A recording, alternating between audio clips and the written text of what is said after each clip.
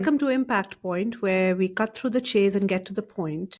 Today, we have two very experienced guests on the show, Chris Sargent and Henry Sullivan.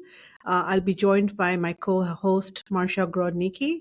So let's jump right in. Chris and Henry, let's start with a brief introduction.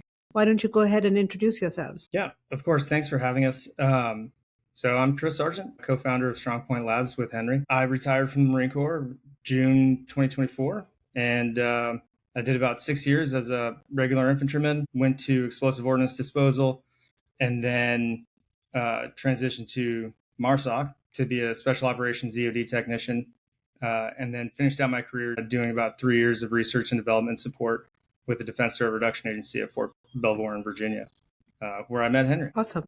And hi, I'm Henry Sullivan, also from Strongpoint founder. And I spent the past 10 years bringing innovative technologies directly into the hands of warfighters and operators. I mean, that could be advanced manufacturing, that could be coding, it could be building small widgets. But one of the core technologies that really emerged over the past 10 years was drones. Our first drone kind of experience and training was out in Kuwait in 2017. And little did we know the impact that they were going to have in modern conflicts at that point. But interest has grown. Bureaucracy and red tape has only increased, and maybe we're finding our way through it now. But that has been kind of my core background is bringing innovative technologies into the hands of the people who need it. Awesome. Well, both of you bring extremely valuable experience with your past work and your current work that you're doing. And both of you came together to form Strongpoint Labs. So tell us a little bit about that. What does, for those of our listeners who don't know Strongpoint Labs, why did you form Strongpoint Labs? What problem are you looking to solve with Strongpoint? And what made you come together to do this at this point? So, I mean, kind of building on my previous point, we noticed this gap between innovation and real use. There's a lot of smart engineers out there building absolutely amazing technologies and tools for people to use. And there's a lot of warfighters and people on the ground who are facing problems that need solving. But there isn't enough people who can be the connective tissue between the two. There's no shortage of technology, but there may be a shortage of the knowledge of how to employ it and use it. And that's our core mission. Is to make sure that the people who need the tools and need the technology know all of the if, ands, or buts surrounding it, and know how to troubleshoot, use, and modify on the ground. Henry nailed it, right? There's a lot of technology out there. There's a lot of good technology coming out from the small UAS or FPV industry and the counter-UAS industry, but there's a lot that can be done with it. Does your company only focus on UAS technologies, or is it broader than that? And why UAS? So we don't specifically focus on small UAS technology. We also do additive manufacturing or advanced manufacturing, computer-aided design. We're really product agnostic, and that's where I was going with the, from Henry. There's a lot of different technologies coming out there. We're company agnostic. We're product agnostic. We just want to get that technology that is being developed out to the end users, the warfighters, the operators, whatever you want to call them, and teach them the best way possible, or at least enable them to get the best use out of that technology. And what prompted you to set up a company that does this? What gap did you see in the market? I think the gap that we saw was just the same rinse and repeat type stuff of technology comes out, you have your new equipment training. It's the same cookie cutter stuff. It's here's a piece of equipment. Here's how you turn it on. Here's how you do the basics. All right, we're out. And then you would have, institutional knowledge within the military. The government system tends to move on fairly rapidly. We have guys on station from 3 to 5 years and then they leave. So that creates a void of information. The people backfilling that person that may have known the technology or been really into it and invested into it, they move on. There's a lack of the knowledge transfer. And then those people are stuck with a piece of equipment that they don't really know how to use. They feel that it's too complicated to use.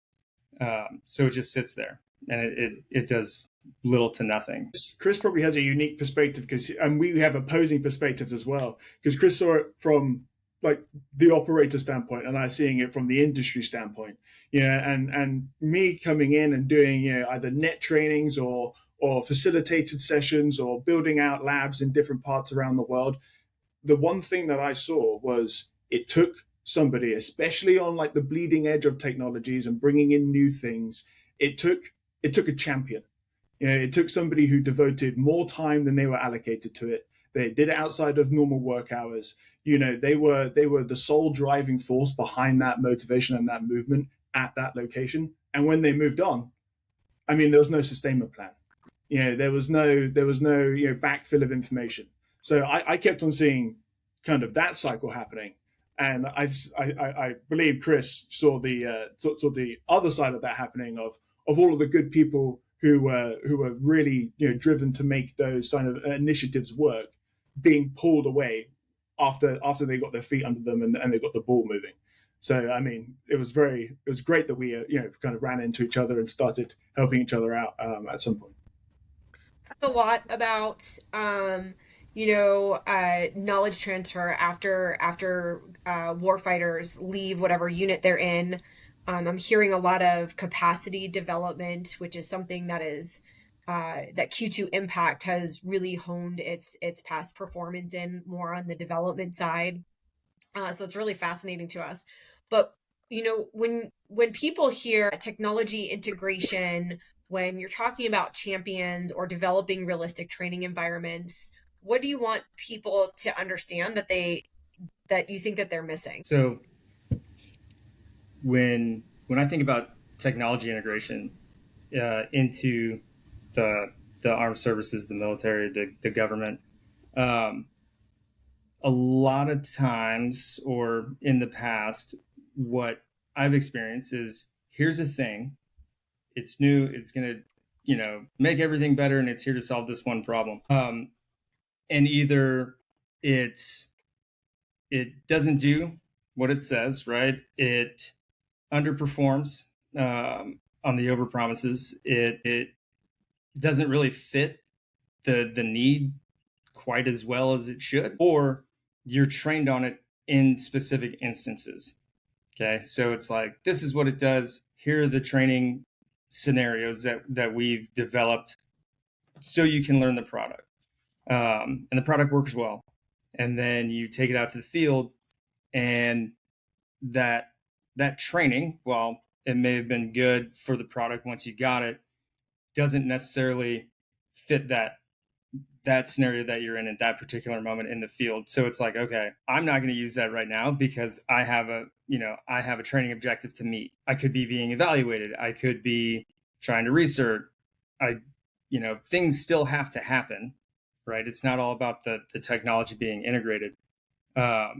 So when integrating technology into mission or operational like scenarios, you can't distill it down to one specific instance of, say FPVs, for example. We're just going to fly 2K, ideal conditions all the time, right? That doesn't really transfer over very well in the general scheme of employing it operationally, I think. So what I heard was overpromising and under-delivering on the part of vendors. You have a product that might not fit the need. And if you do have a product, it only can be used in a very limited number of scenarios. How is Strongpoint Lab closing those gaps and making sure that the environment that you're training in is realistic, puts the warfighter in a position to succeed, that you guys are delivering on your promises, that you're making sure that your product fits the need that is current? And how do you adapt to the many different scenarios that can exist when you are dealing with UASs? Yeah, I think so. What kind of sets us apart is the first question we ask when somebody comes to us with hey, can you do this thing? Or, we want to try X, Y, and Z. We immediately tie it to their mission statement or a problem statement that they've encountered. Because if we rock up and we just did a cookie cutter course, that was all sat in with everybody sat down embracing lectures, 8 hours a day and not really getting hands-on and not applying it to their problem statement, well, then we're leaving a class who can only make things work in a classroom, who haven't applied it to the actual environment that it needs to be applied to, and we've made students dependent on us, which doesn't help anybody in the long run. The things that we try and build into it is immediately tie it to their mission statement, if not center the entire course around their mission statement. And as we're technology agnostic, that's awesome, because now we can go ahead and pick the right puzzle pieces to put into that equation to actually answer the need, instead of doing a sales pitch of why my product is the best. And then what we do is we focus on hands-on training, and not just in the classroom, but actually creating full mission profiles or exercises that leverage real case studies from ongoing conflicts, that people need to be exposed to. If there is, say, like a long range mission, fantastic. Let's switch it up though, because electronic warfare is only going to be increasing. GPS denied navigation is going to be a hard requirement moving forward. And there are a lot of other things that people need to tick. But we also take a crawl, walk, run approach. There is no benefit in just dropping people in the deep end and hoping that they make it. By slowly and slowly being, kind of relative to the course, which is already fast paced, slowly exposing people to the different features, the different things that are available to them, and then having them immediately apply it to a real world situation, so then they can see what survives, what fails, what they need to adjust, and then have internal development of TTPs that then removes a dependency on us as the instructor or the provider of said solution. Yeah, Henry brings up a good point. We're going to see what fails. I feel like that's something that Henry, when we first started working together, it was a new concept to me, right? I was in a course with him and he was like, yep, it's failing. Things are failing left, right, and center. But that was okay. It was seen as part of the curriculum. It wasn't seen as you're holding up the class. It was, this is what we made it to do, or this is what you intended it to do, but it failed. That's okay. Let's go ahead and, think through the problem. Let's chunk it down into manageable steps, and then let's start trying to find the solution. Let's see what works. Let's see what doesn't. And let's adapt it to how you are going to operate, right? And what your requirements are. So for the military, that's a big one. Like, coming to a course that's technology focused and you're supposed to be learning a capability to fill a requirement, and you're failing, that's not great, right? But it's almost encouraged. Hey, shoot for the stars, go for it, because once you fail, you'll actually know the limit, or you'll know how to surpass that limit that you've found. So I'm hearing fail first and fail often. But the other thing that I'm hearing, and again, this is something that we've worked on extensively in the international development sphere, is human-centered design. You keep bringing it back to the human and making sure that the human understands and can drive the learning after you guys have left.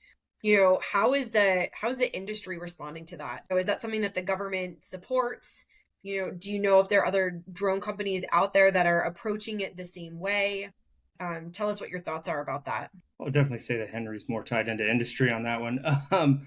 But there's certain things that from the end user perspective, you absolutely have to have a checklist to operate. There's other things that are more user centered, or centered around the end user to go employ in a manner that fits his use case. So I think it's 50-50 really. For the drones, for the small UAS that are coming out, we're obviously pushing to have smaller platforms that are one way, that are more or less program of record and standardized, and for good reason, right? Especially if it's a one-way attack system, good, bad, or indifferent. Ordnance doesn't care who you are. If you mess up a sequence or a system, or you unintentionally detonate it, or you're unsafe, for those reasons, some things have to be standardized. But for modular platforms, there's modular platforms coming out that operators can modify to a certain extent. As far as industry is concerned, what do you think, Henry? Yeah, I mean, I think from a vendor perspective, you can very quickly identify, who is there to kind of sell the latest and greatest, and then who sticks around afterwards to help people troubleshoot, to help people tackle problems, and to help people get, if we're talking about drones, back up in the air. Um, but but there's also, I agree with Chris, there has to be a balance. The feedback from somebody who is just learning how to fly, that has to be weighted differently from somebody who has been flying these systems in austere environments, who has hundreds of flight hours, who has the expertise and the skill to have the weight behind their feedback and make more pivotal changes to say a product than somebody who doesn't. Because as all of this stuff is relatively new, like we're only still developing, teams are only just now kind of polishing off TTPs, learning what works, what doesn't, the procedures of how to enact these missions, or complete these missions, giving the tool available. But there's also a skill learning and skill development period. These are difficult skills. Flying a one-way attack system is not an intuitive thing to do, unless, I don't know, you're a 13-year-old kid who has a brain like a sponge, and knows how to fly better than most people in 30 minutes. That's not the modern day warfighter, nor should it be.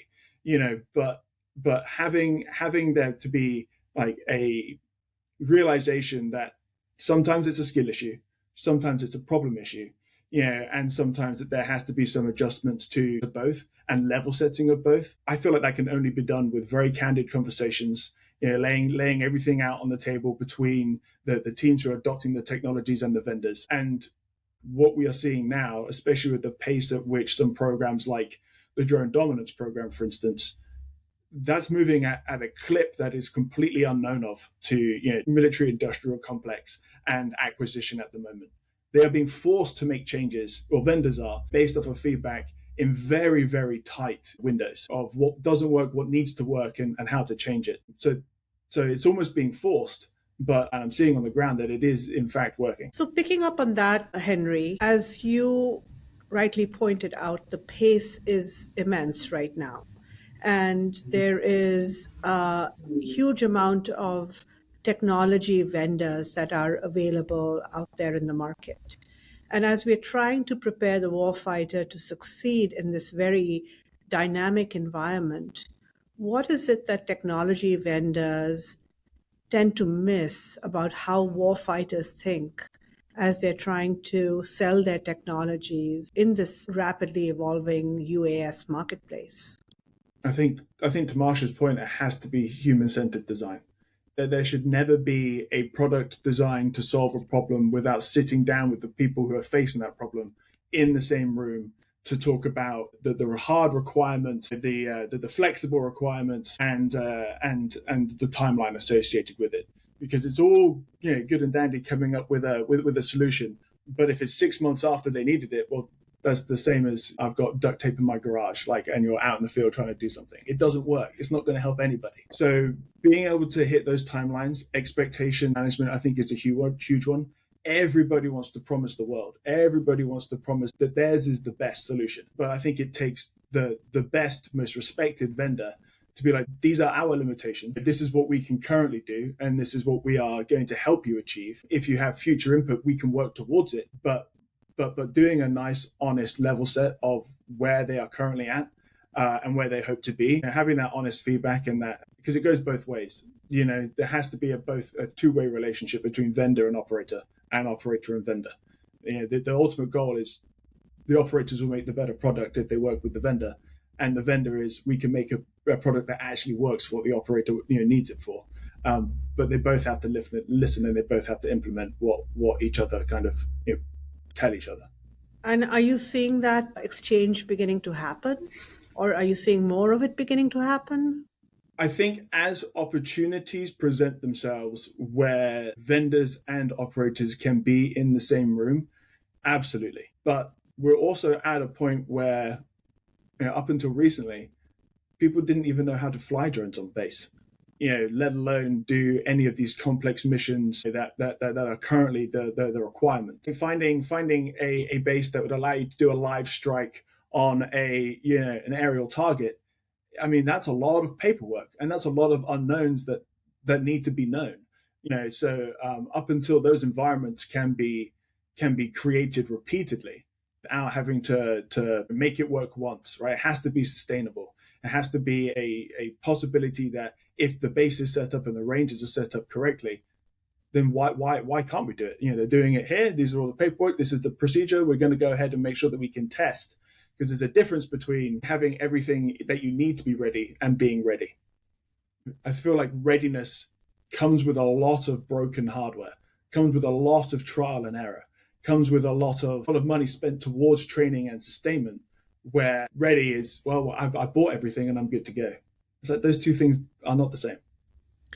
And picking on that, this idea of readiness and having the right environment, the environment now is changing every day. It could be, frankly, anywhere. And are you beginning to see the realization of that? And how are you preparing warfighters to operate in any environment practically? It's always tough to nail down being ready or being prepared for every environment. The best that you can do is be ready to execute your mission or your skill set reliably and repeatably at a moment's notice. But you also have to be adaptable. Okay. If we're doing a long range strike or doing a long range mission, let's do the crawl, walk, run approach. Go to the highest point that you can find, set up your ground station and an antenna as high as you possibly can, ideal conditions, and let's just go do the thing so we gain confidence and we understand the system. Let's drop down your antenna. Let's induce some friction. Let's maybe position you not on the highest point, but still have the same target, and have people work through those challenges, because you're not always going to have ideal conditions. You're not always going to be, on the highest point in the battle space. You're not always going to have everything go your way, because sadly the enemy gets a vote. And sometimes that vote absolutely destroys the ideal conditions. Most of the time it does. Inducing friction, inducing stress as best as you can after you've established a good foundation of, here are the core competencies, here are the skills that you need to have to actually do the thing administratively, no tactical gear, no scenario, no stress. And once they understand how to do the thing reliably, repeatably, execute it well, be comfortable executing it well, then you start building on the stressors, the friction, giving them incomplete information, not giving them the vantage points that they want or they need. That way they have to work through it. They have to come up with the novel solutions, because you have to start building the institutional knowledge. My first deployment was to Iraq. Iraq was a lot of concrete. My first deployment as an EOD technician 7 years later was to Afghanistan. Not a lot of concrete, a lot of agricultural fields down by the Helmand in the green zone. And it was very different, but the core principles of warfighting stayed the same. The core principles of reacting to contact stayed the same. So you can adapt. You just need to have the good fundamentals, the fundamentals set and the baseline set, a good foundation of your basic skills to go forward, and then know what you can get away with and know how to adapt those skills to situations. I'm really glad to hear you say that, Chris, because in our work, we have seen that context really matters. And it's really important to be able to be adaptive. And in fact, that's the work that we have done for almost 3 decades, is how do you be adaptive, especially when you're working in very dynamic environments. So I'm really glad to hear you say that. I know, Marsha, that you have a question, but I'm going to ask one question that is on my mind as I heard Chris speak, which is what the U.S. government needs to do to prepare people, the warfighter, to be effective as they're designing these programs.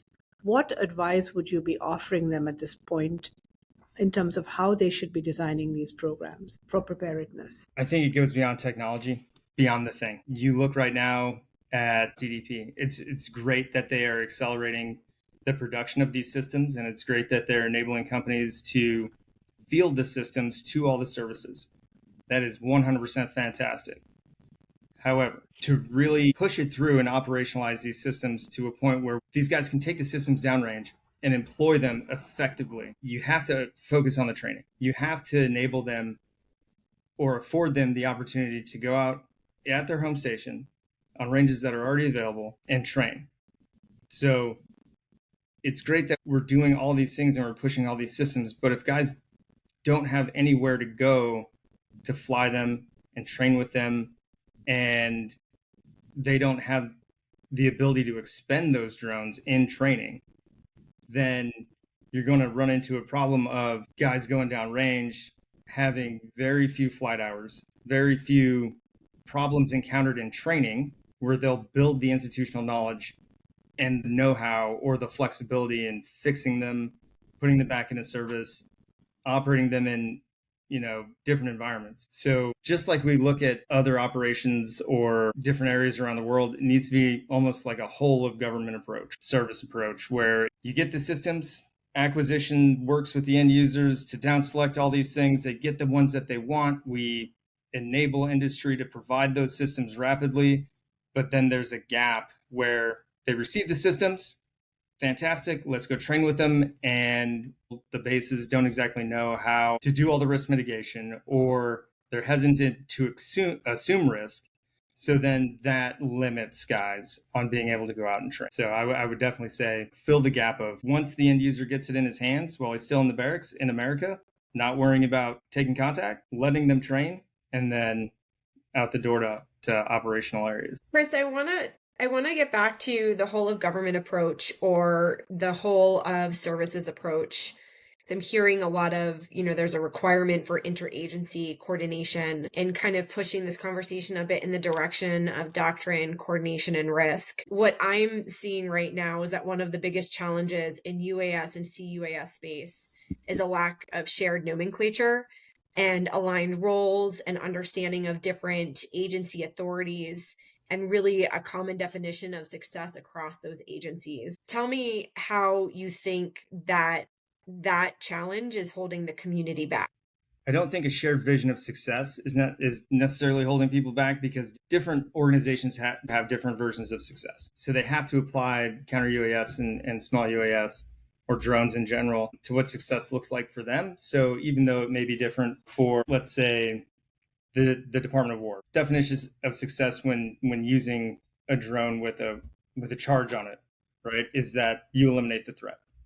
The definition of success for a law enforcement agency or Homeland Security might not be that they eliminate a threat. It might be that they incapacitate a threat or mitigate a threat less than lethal. There's always, I think, going to be disparity in verbiage or definitions or language.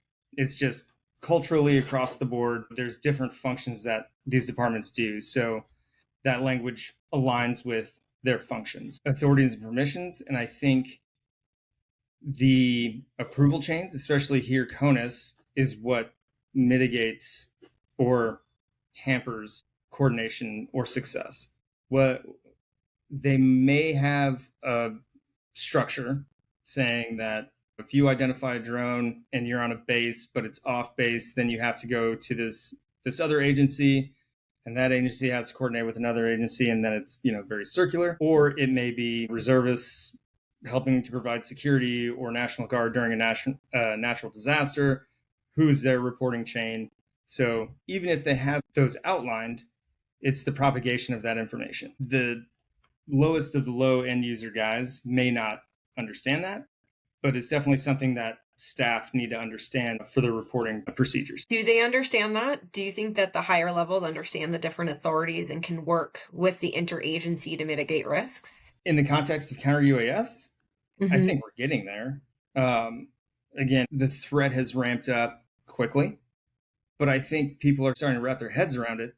So yeah, I think we're getting there. It could always be better. But, the technology in general hasn't been around a really long time. The threat itself hasn't been looked at for a really long time. So once we start staring it down, I think that'll iron itself out. I hope it does, anyways. To piggyback on something that Chris is talking about as well, these technologies, in the grand scheme of things, haven't really been around for a huge amount of time.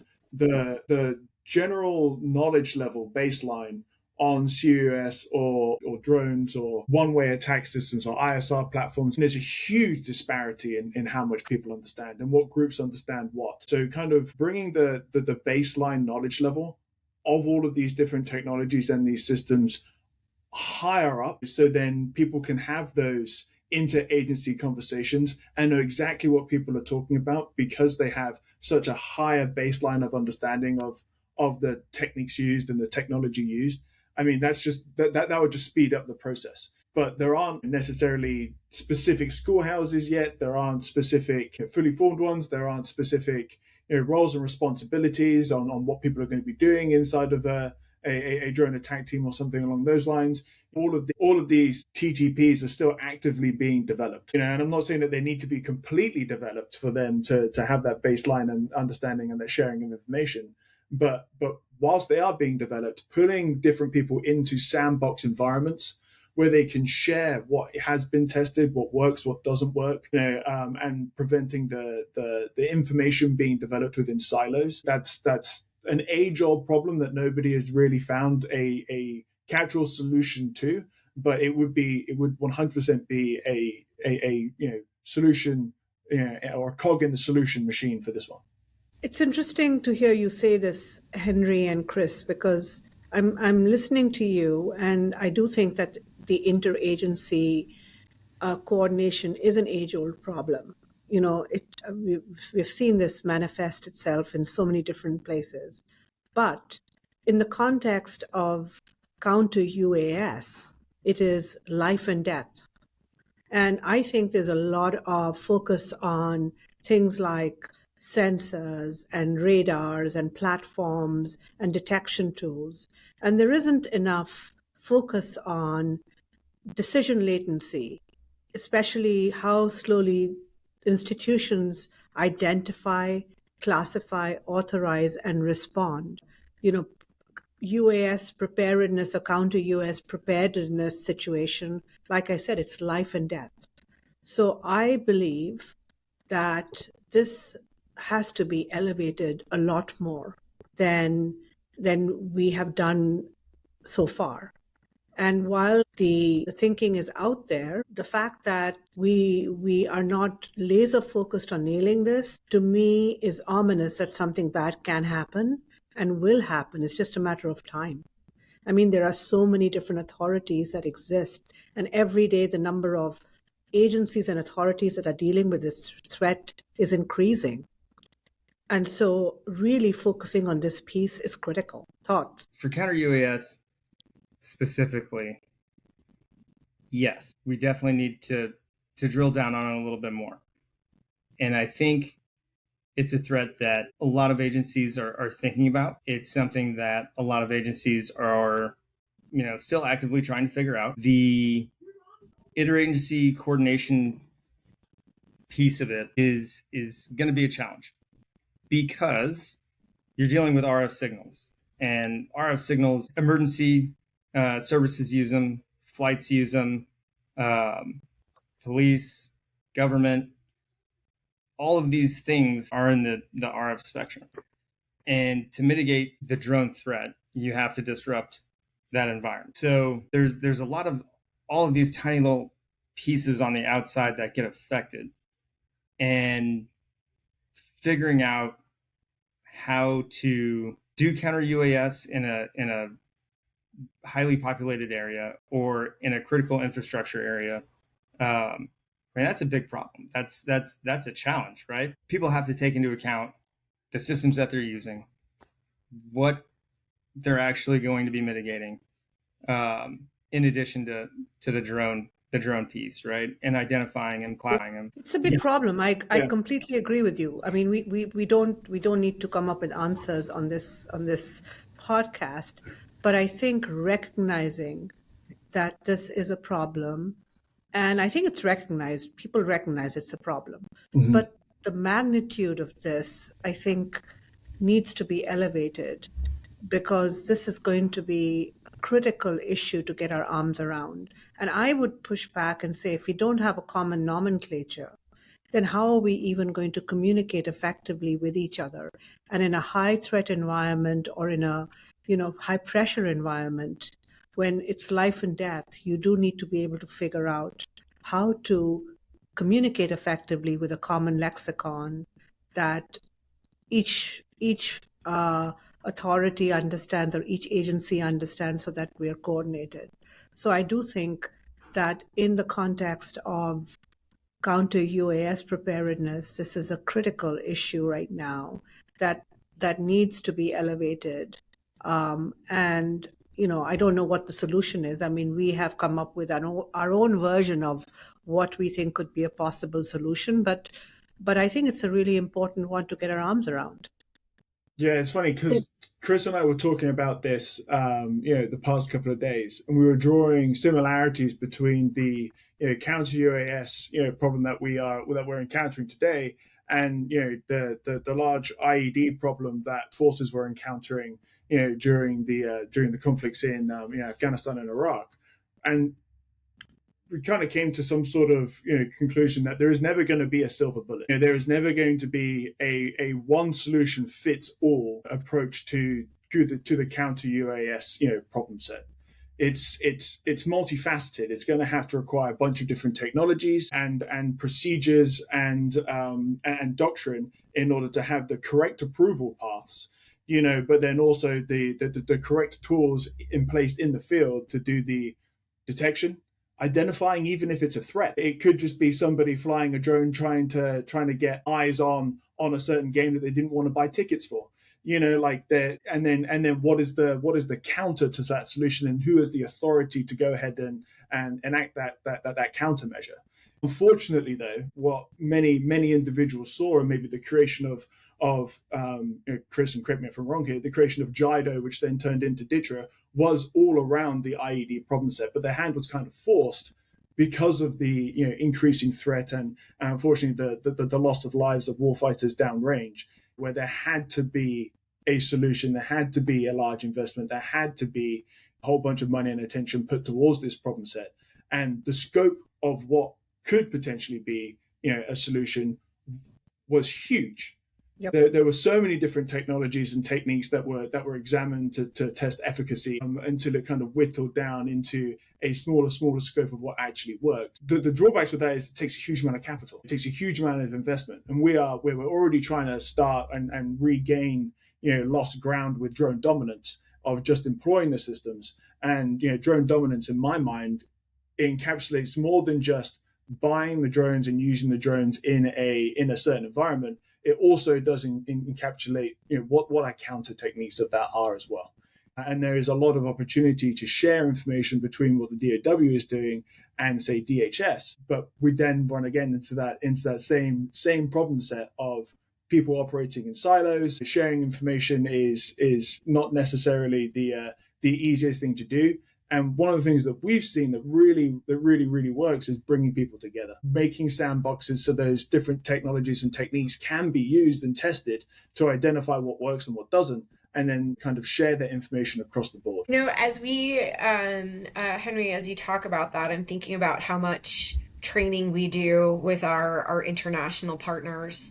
And the United States is trying to reestablish its drone dominance against quite a few malign actors in multiple different parts of the world, right? It's not just Ukraine, but we're seeing an emergence of malign actors using drones in the Western Hemisphere, from narco-terrorists to the drug cartels. Where do you think the United States is getting it wrong when it looks at how other countries approach drone training and readiness, and how do you think we can support those countries in mitigating this risk? Chris and I kind of have maybe opposing views a little bit here. We love opposing views. Yeah, it's great. I mean, it's good to always disagree agreeably. I think for me, as somebody who has only been on the outside of a lot of these, different groups, I'm not prime military. I am firmly the nerd behind the desk and talking to groups about trying to use the technology but not employing the technology. I think there's a lot of lessons to be learned from all of it. whether or not that is groups pushing certain merchandise up through the Gulf of Mexico with USVs, to how supply chains are broken, and different technologies are pushed behind enemy lines and then enacted to take out millions of dollars worth of aircraft, or this is where Chris and I probably disagree a lot. I think that there's a lot of useful lessons that we can take from how drones are being used in ongoing conflicts today. But there is a stark difference, and this is, I think, where Chris and I agree. There's a stark difference between how the US will be using that technology. There is a massive difference between how we see the technology being employed by in other conflicts right now, than how the US would actually use these tools and these systems to on the battlefield. Chris? Just like Henry said, I mean, are there good lessons to be learned from other conflicts and how other countries are employing drones or mitigating that risk? Yes, there are good lessons learned. And we should take those lessons learned and we should apply them to our doctrine. We should integrate them how they make sense into how we operate. And that's from the US as a whole all the way down to a team in SOCOM, because they're going to employ things differently than a conventional infantry platoon, different than a National Guard artillery unit. So everybody's going to use these things slightly different and in different mission sets. So taking those lessons, seeing how they can integrate into what we're actually doing so it can be an enhancement, vice taking incidents or TTPs or how people are employing these systems and just saying, this was fantastic, this is what we're going to do, and this is how we're going to use it. It may work, and it may work for a very specific instance, but to generalize and say that we need to take all of these TTPs and use them and apply them, I think is a little short-sighted. We need to look at how the technology enhances our own mission, our own operations to gain mission success, not just say, by doing this, we're going to get mission success, if that makes sense.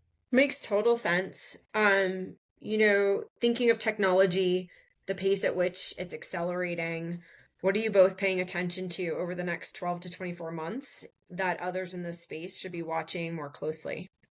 My biggest thing, I think, for me, is the making final approach or compute modules or AI assisted flight over the next 12 to 24 months.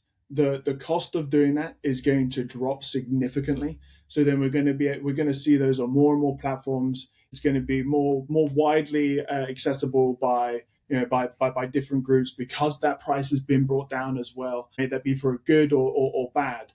But I truthfully think, because of what we're seeing in modern conflicts, there's just you can't rely on an active link to your drone. May that be through command and control, may that be through video, may that be through telemetry between the compute modules on drones right next to each other. All of those comms are going to be knocked out, or are actively being knocked out right now, even so much as GPS. So being able to have a completely onboard, either navigation or localization system that can identify and do things kind of independent of the operator, I think we're going to see a huge increase in that.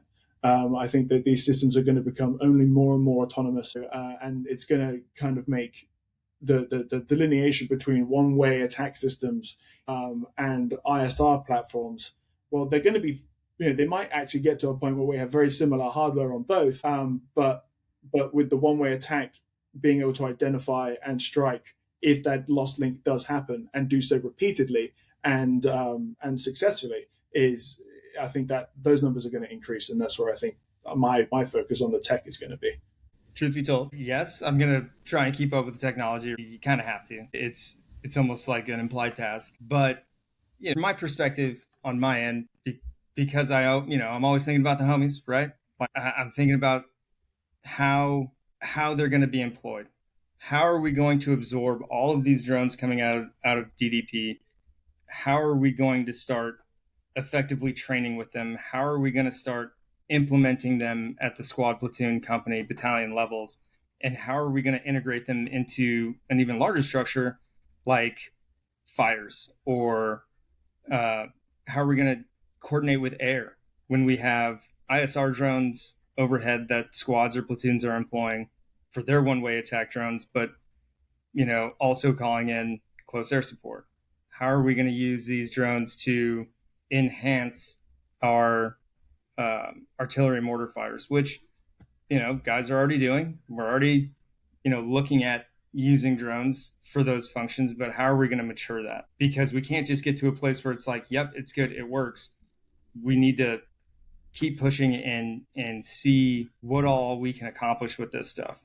And how are we going to integrate it again into the squad, platoon, company, battalion levels? And then how are we going to start opening up the training areas so that guys can get the very needed stick time to actually employ them? This is fascinating, Chris and Henry. I've heard you talk about coordination, human in the loop, adaptiveness. You think how quickly things are changing.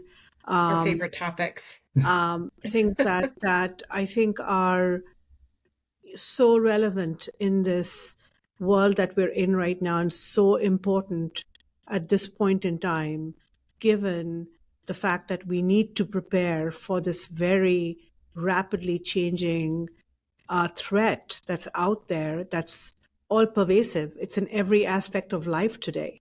Mm-hmm. And so the things that you are doing at Strongpoint Labs is really important to make that connection between innovation and practical application. So I commend you for guys for doing this.